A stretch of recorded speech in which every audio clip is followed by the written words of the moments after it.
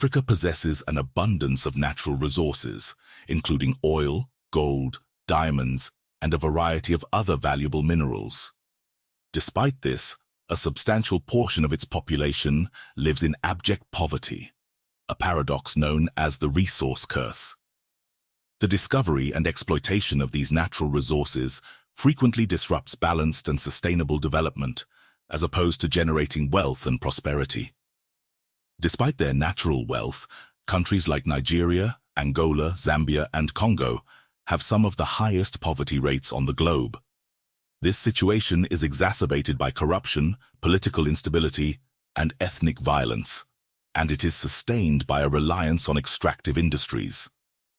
The money that governments receive from their country's natural resources is not earned. Instead, they simply grant permission to foreign companies to extract crude oil and minerals. This form of income is known as economic rent. It establishes a fund that the government's administrators can use. The agreement between those in power and those they rule breaks down at the highest levels because the ruling class does not need to tax the people to fund the government and therefore does not require the people's consent. A government based on natural resources is not accountable to the people, so it tends to spend the national income on things that benefit the regime. For instance, expenditure on education decreases while spending on the military increases. Corruption is embedded within the system of the resource industry. Kleptocracy, or rule by theft, is prevalent. Once in control, there are few reasons to resign. A big man political system is the result of a nation's economy being dependent on a singular source of resource income.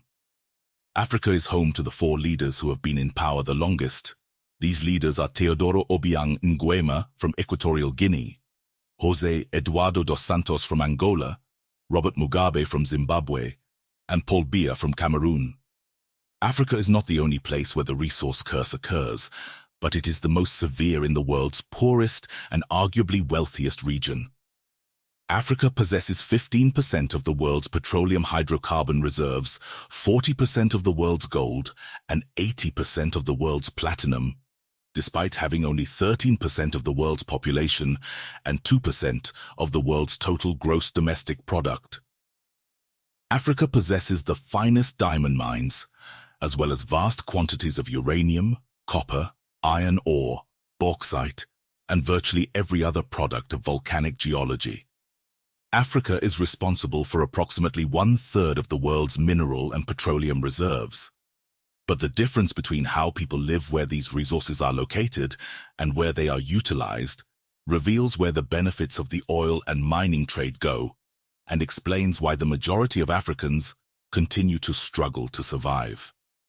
For every woman who dies in childbirth in France, 100 perish in the desert nation of Niger, which is a significant source of the uranium that powers the nuclear-powered economy of France. A typical Finn or South Korean can expect to reach the age of 80. This is due to their robust economies and the fact that Nokia and Samsung, the 2 largest mobile phone manufacturers in the world, are among their most valuable companies.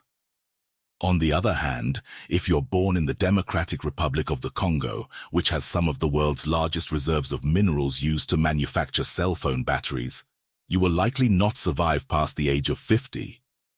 The resource curse is not merely a negative economic phenomenon caused by an invisible force.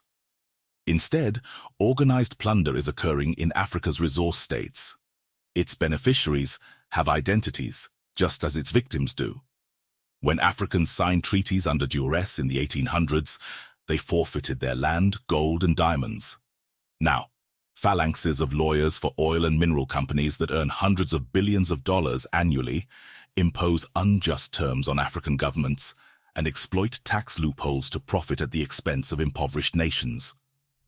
There are now covert networks of global corporations, intermediaries, and African leaders in lieu of the previous powers. These networks unite government and corporate influence. They are not citizens of any nation. They are instead among the international leaders who have prospered in the era of globalization. Primarily, they are looking out for themselves. Despite the severity of the resource curse, Africa still has hope.